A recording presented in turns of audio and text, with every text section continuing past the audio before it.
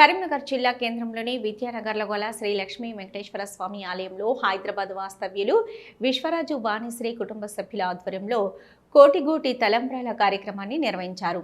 రానున్న శ్రీరామనవమి పండుగ పురస్కరించుకొని భద్రాచలంలో జరిగే శ్రీ సీతారాముల కళ్యాణోత్సవ వేడుకలకు గోటితో తీసిన తలంబ్రాలను ఇక్కడి నుంచి పంపించనున్నారు. పలు ఆలయాల్లో ఈ సేవా కార్యక్రమాన్ని నిర్వహించి భక్తులచే వడ్ల గింజలు ఒలిచి వచ్చిన బియ్యాన్ని స్వామివారి తలంబ్రాలకు పంపించనున్నట్లు నిర్వాహకులు తెలిపారు.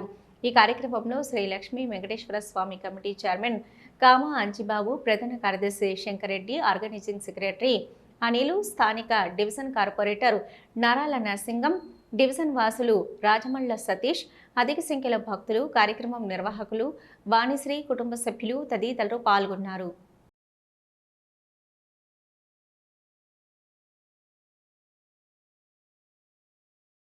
ఈరోజు భద్రాచల రాములవారి కళ్యాణ కోటి తలంబ్రాల సేకరణ సందర్భంగా శ్రీ లక్ష్మీ వెంకటేశ్వర స్వామి గుడిలో మరి తలంబ్రాల సేకరణ జరుగుతుంది. దానికి ఈరోజు మా కార్పొరేటర్ గారు కూడా ఇక్కడికి రావడం సంతోషకరం.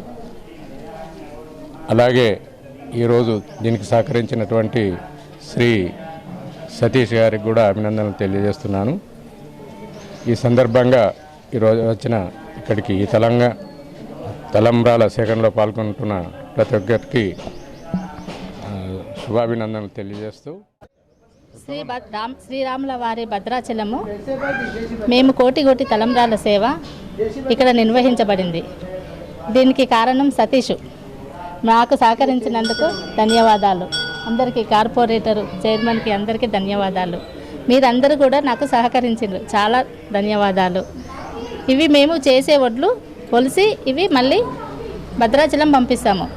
అక్కడి తలవాళ్ళలో ఈ తలవాళ్ళ బియ్యంలో ఇవి కలుపుతారు.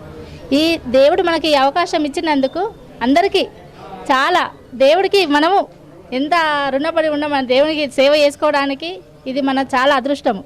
ఈ సేవ ఈరోజు చేసుకుంటున్నామంటే ఇంతమంది మీరందరూ కూడా నాకు సహకరించారు.